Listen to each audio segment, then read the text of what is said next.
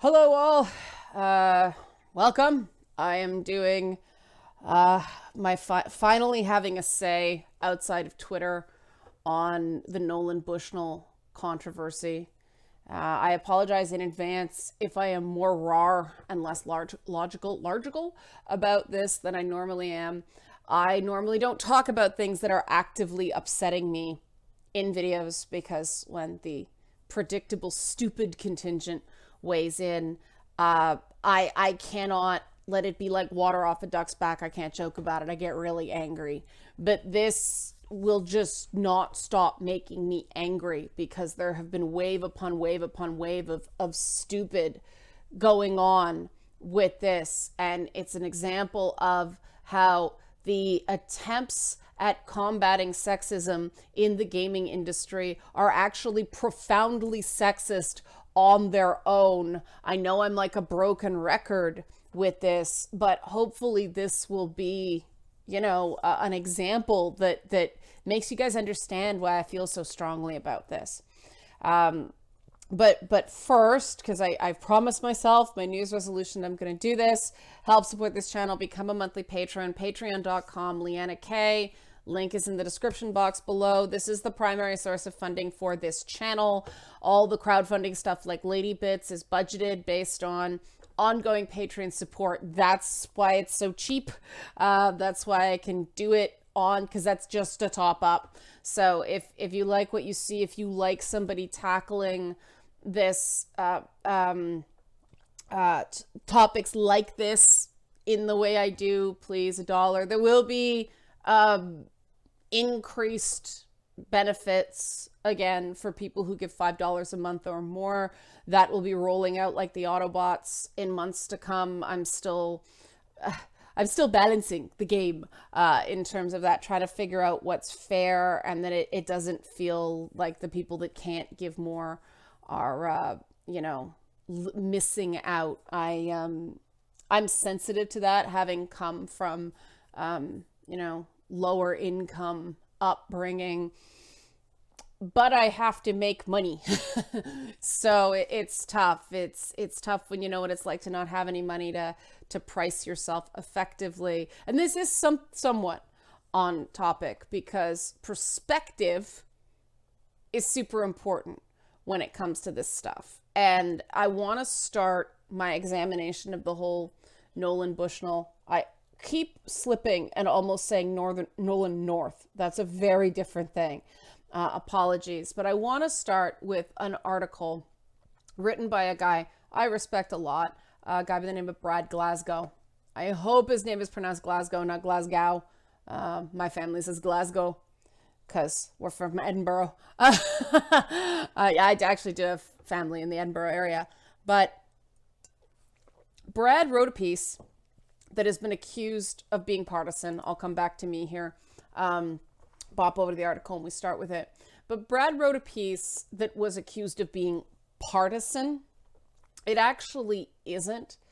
There is a form of journalism where when something comes out and there is a very dominant narrative, articles can be written that are actually reporting, not opinion, but they focus on the other side of the issue. They talk to people who were otherwise not spoken to.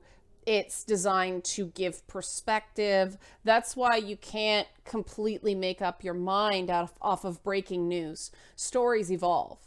And so the first wave of this story was Nolan Bushnell being nominated for an award, a Pioneer Award at the Game Developers Conference. Then folks on Twitter, including Brianna Wu, who is known as a game developer for apparently making the same game over and over and over again before deciding to run for Congress. But she complained and a hashtag started, and Brianna Wu made the assertion that, well, don't take my word for it. Here it is. It said that here, when it comes to the game industry itself, we are not having a Me Too moment at all. And that's the first actual error, that when you're just reporting a story, it's difficult to fact check in real time.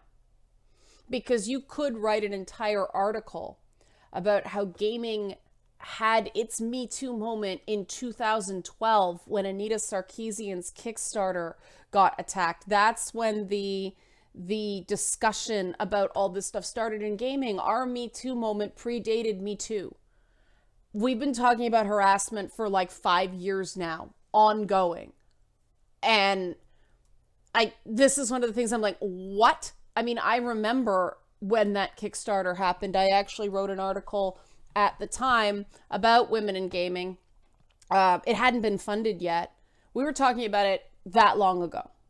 Okay, so to say we're not having a Me Too moment at all is just, this is what happens. This is what happens when people lose perspective and don't take a step back. The reason we didn't have a hashtag Me Too moment in game development is it's not a moment for us. It is an ongoing thing that there is widespread interest in pursuing. We just don't know how to do it. There are unique challenges to the video game industry that make it more challenging than something like Hollywood or like some other fields. And we need to really figure it out. For, of course, some stuff is transferable, but there's also stuff that we can't just take what Hollywood's doing and transplant it. But the ridiculousness of saying that we're not having a Me Too moment at all, that's just an emotional comment. That is not a fact-based comment. And the reason I am making this clear is GDC rescinded the award. Brad did a really good job of doing this timeline. If you want to read his article, I'll link to the bottom. But on January 31st, the Game Developers Choice Awards Advisory Committee made the decision to not give out a Pioneer Award for this year's event following additional feedback from the community, meaning complaints. And this is where they made a decision, apparently not speaking to the women who actually worked at Atari and getting the full story. Now, if I'm GDC, the choice isn't a simple one, and I will give them the benefit of the doubt on this. It's not simple. They have a responsibility to the other award winners as well as this special award. And if they feel like the entire awards are now going to be under a cloud, they may make the choice to just discretion is a better part of value. It doesn't mean they're not going to reward him in future years, just not this year. They're not giving out an award at all. I don't know that I'd have made that choice. I probably wouldn't have, based on my decision making in the past, because, you know, you guys know me. I do things based on right and wrong, not popular and unpopular. And if I actually believe that Nolan Bushnell is a pioneer in the industry, which I do, and if I actually believe, which I do, that based on the context of the 1970s, Atari was way ahead of other companies, especially other companies of its kind, in terms of hiring, respecting, and advancing, that is, promoting women. And the stuff that's come out subsequent has shown that. But for sure, give Brad's article a read. It's very well done, but I wanted to address the accusations of partisanship, because you'll see Lonnie Reeder worked at Atari at the time.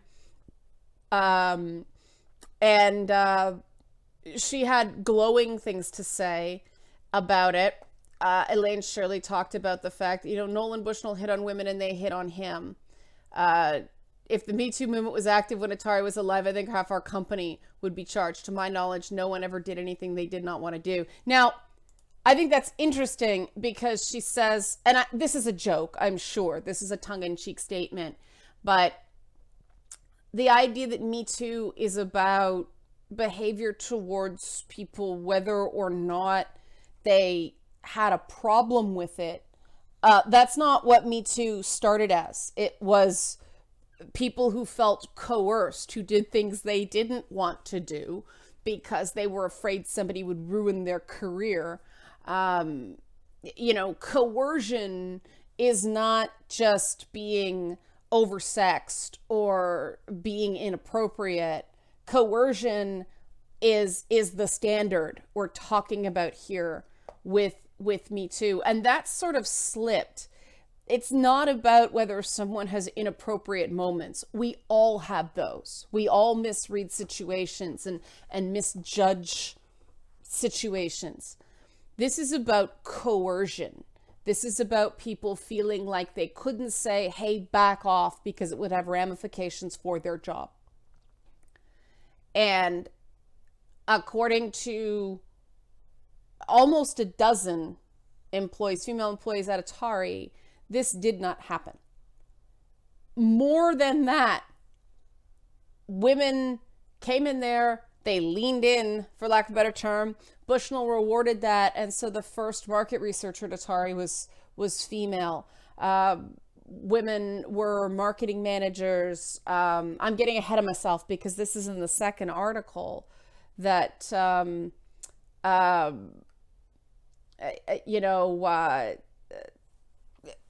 fact, sorry, I'm splitting all over the place, and I'm starting to get rawr about the whole thing. It's tough to put things in a linear way when I'm like angry.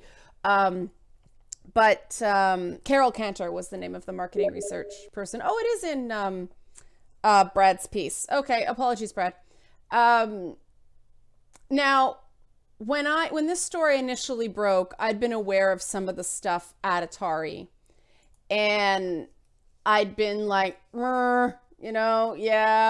The thing that, and this is just my personal thing, the thing that really would have irritated me had I worked at Atari was the prototype names of things based on women they thought they were hot. And it wasn't always naming prototype titles on women they thought were hot. It was also people's wives and things like that.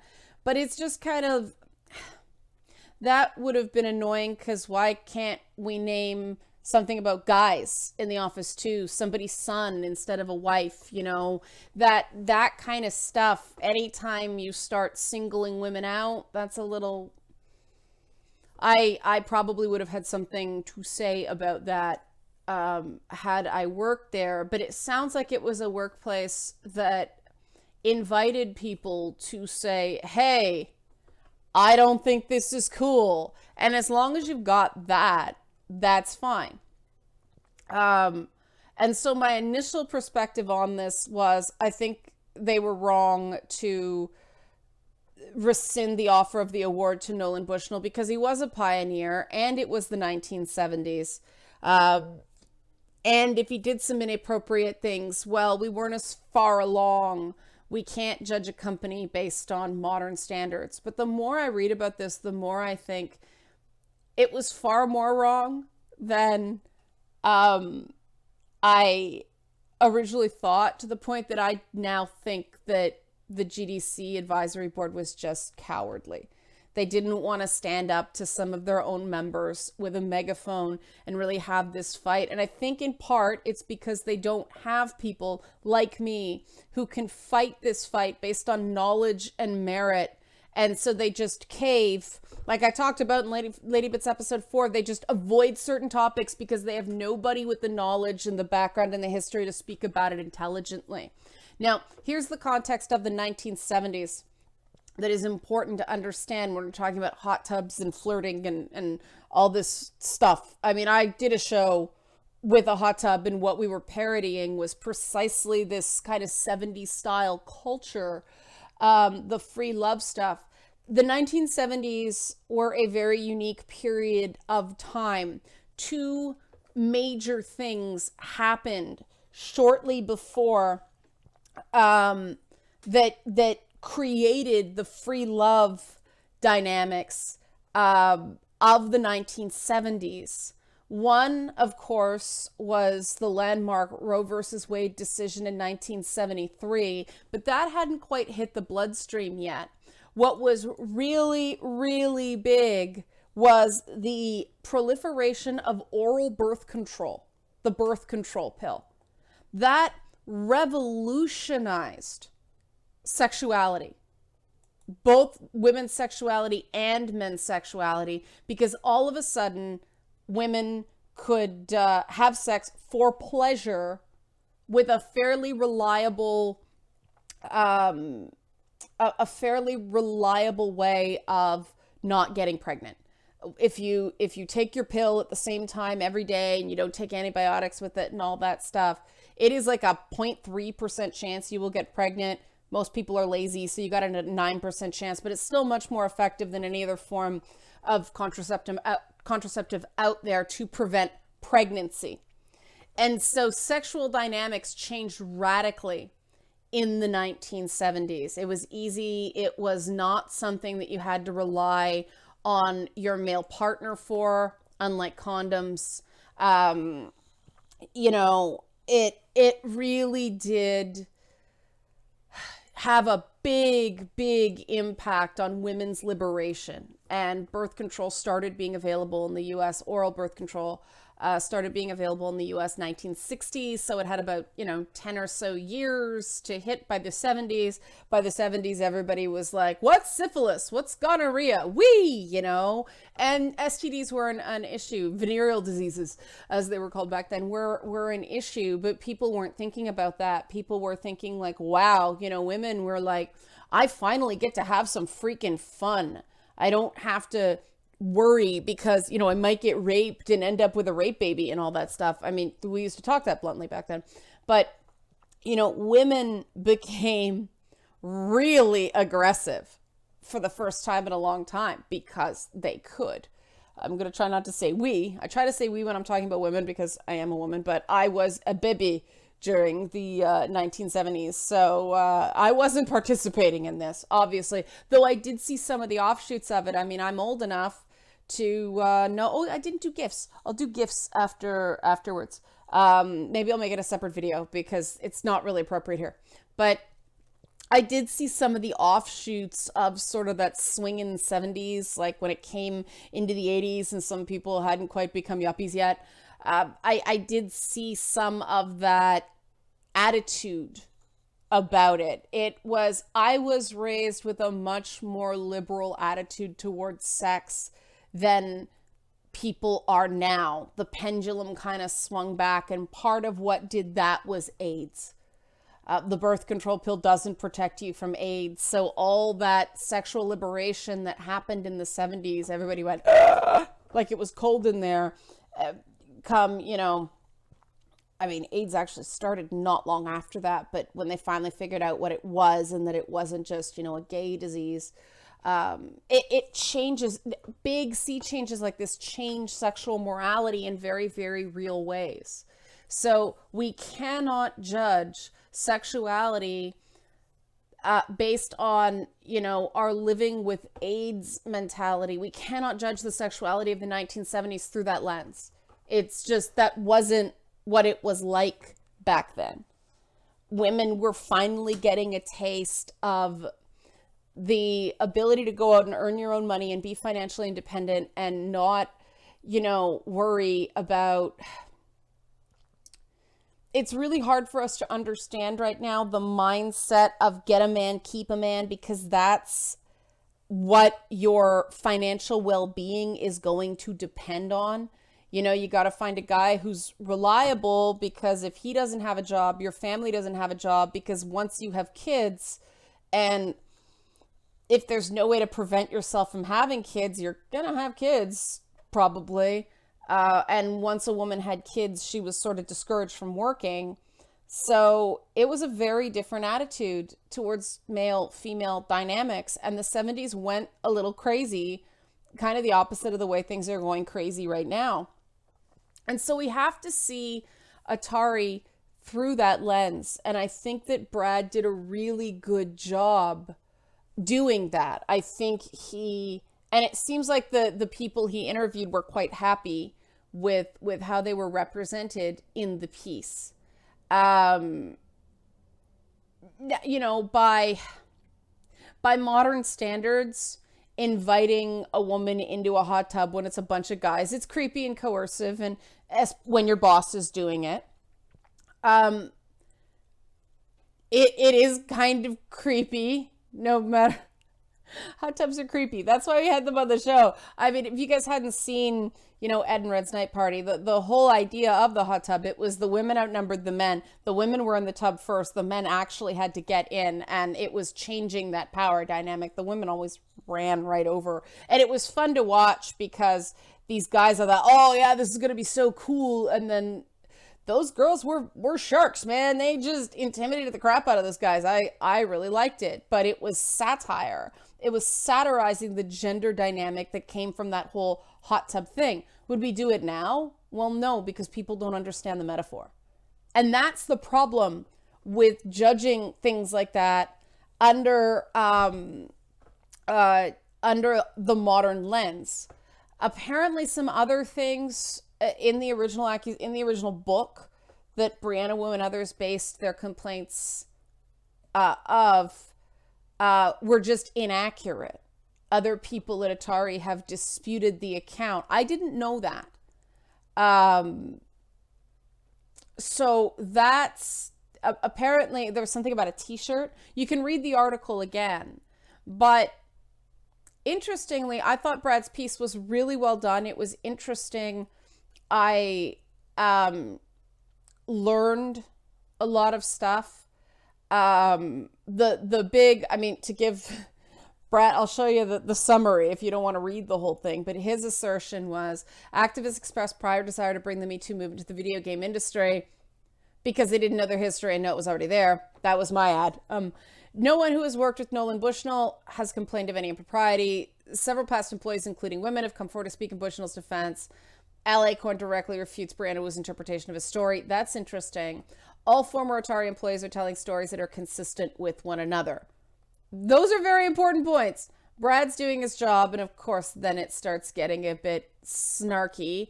I give Brad credit for reaching out instead of just doing a piece. I hate it when someone includes my comments without, something I said on Twitter or something like that, without contacting me for comment, because Twitter is short. And if you strip the context out of Twitter, it can completely change the meaning of what you're saying. So I give him credit for that.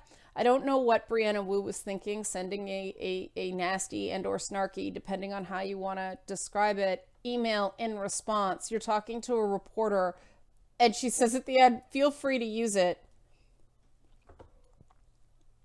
This woman's running for Congress? You're going to have to get used to an adversarial press if you're in office. Moving on. The next thing that sort of happened was people attacked Brad. Sorry, I just switched. Whoa, that's a very bright screen. People either attacked Brad Glasgow or ignored the story. It wasn't until a legitimate games press outlet, aka Kotaku, did the story that people started saying, someone has finally told the other side. But cute graphic. I like that. But they're trying to be Rolling Stone with this piece, and they basically say the same things. However, there's a bit more to it where they actually detail somewhat the staggeringly rapid rise some women had through the company, because they were talking about the experience of being Atari, not just rebutting the Not Nolan hashtag movement. Women were making great money in positions of power. They were managing things. They were developing their own apartments. It was crazy, awesome. Sounds like an incredible place to work. And the thing that Nolan Bushnell did that is pioneering. You see me getting angry? You see me getting, it's happening. Okay. I'm getting mad. The Kotaku article details how Nolan Bushnell was truly a pioneer, specifically in getting women into games. I'm vibrating, okay? Because this is what we need to do now. He was doing it back in the 1970s, and he's lost an award because of allegedly poor treatment of women, but he's doing the thing we need to do now. He's thinking laterally, he's thinking innovatively, he's thinking like a pioneer, and going out and finding women who know what they're doing, but might not necessarily be able to prove it on paper through conventional means because they have not had the opportunities at other companies. He was hiring women from gambling companies, families who had gambling companies, and women who, had abilities in other areas that he had the ability, he had the mental flexibility to see this isn't in games, but it can be applied to games. This is the thinking we need to grow this industry. And this is what I have had more conversations than I can count about women in gaming. And I hear, well, women aren't going into computer science. Well, you don't need a computer science degree to be a game writer. You don't need a computer science degree to be a visual artist in games. There are lots and lots and lots and lots and lots of jobs in gaming that don't require a computer science or engineering degree. And women even aren't in those jobs because the companies aren't doing what Nolan Bushnell did and going out and finding them because he knew it was good for his company. He wasn't doing it to be a good human being. He wasn't doing it to be a good Samaritan. He wasn't doing it out of a benevolently sexist impulse. He was doing it because he knew that kind of diverse thinking, bringing in other skills other companies did not have, would be good for his business. That's how you do it. And there are numerous women like myself who are freaking sick of the TV industry and all the sexism. Damn good producers, really good producers, know how to stretch budgets, deal with difficult people, all that stuff. They would be happy to jump into something more stable and less screamy to move over to video games. But video game companies don't count experience in television. They want experienced game producers. So you have to start at the bottom. Instead of going, these skills are transferable, you can come in at a mid-level job. You have to start at the bottom. And that's a problem. People are like, no, I can't afford the salary cut. So they stick in TV. We're losing great minds. We're losing great producers. And what happens if you bring in new people? They bring new ideas. And they're like, this may not be the way you've done it, but I did this and I found this really worked, especially when you're dealing with introverted people. Some people make the jump from animation because animators are equally introverted to computer programmers. So they know how to deal with introverted personalities. That's critical. The specific nuts and bolts of the software and all that stuff, you can train somebody to use it because guess what? You're going to be on a different piece of software maybe 5 years from now. And this is why I am so angry about this. People who have hung on for the half hour now for me to make my point, as usual, because I like giving you guys all the backstory. Because when I don't, people go, well, what's this about? You didn't link this. So I try to, okay, here's my point, coming in for a landing. This is why I'm so pissed, okay? The Kotaku article was not calibrated to make me think that. I suspect there's some editorial interference about that because right at the end, it's weird. There's this weird, it seemed to come out of nowhere, sharp left turn where they talk about, how do we know that women weren't drawn away? Sorry, I'm trying to find it. Chuck E. Cheese, I love Chuck E. Cheese. Sorry. But, it's this weird, they couldn't find anything wrong with Atari, so they end the piece on a personal attack on Nolan Bushnell's behavior.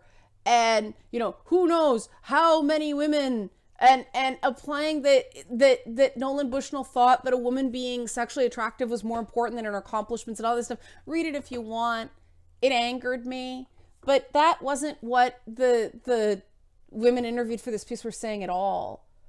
And I am so angry, can you tell, that his truly pioneering ideas when it come into getting more women into this industry, ideas that are still valid today, the fact that they are being chucked out with politically correct fake feminism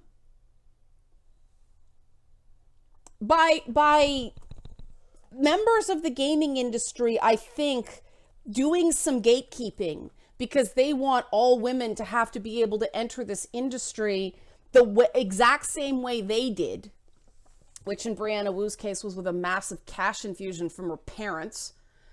But, you know, not everybody has the same opportunities. Not everybody has rich parents. Not everybody has the opportunity to take computer science in high school so that you even have the prerequisites to take computer science in university. This is a huge problem.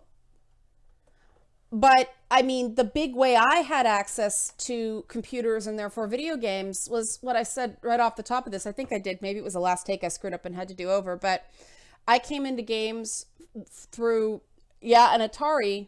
But I got into the adventure games through an old Tandy 1000 that my mother got from work because they were throwing them out. And scientists that she worked with, because she was a receptionist in a faculty of science, administrative assistant. But don't get that wrong around her. Oh, God.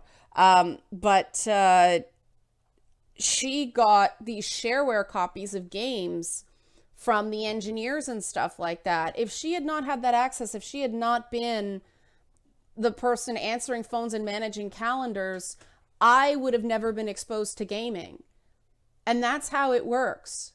You know, we keep focusing on, the engineering and the actual programmers, but any woman who is in that space is important. Every person of color in that space is important.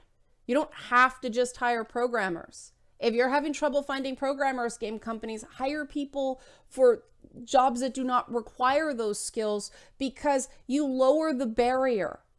You make it seem like a normalized thing, like it was in my family, because people around my mother were playing these things. She brought them home because she thought we might like them. And I did.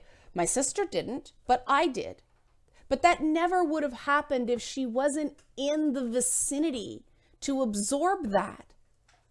And I'm a big proponent in multi-generational change. You got to get people in whatever way you can.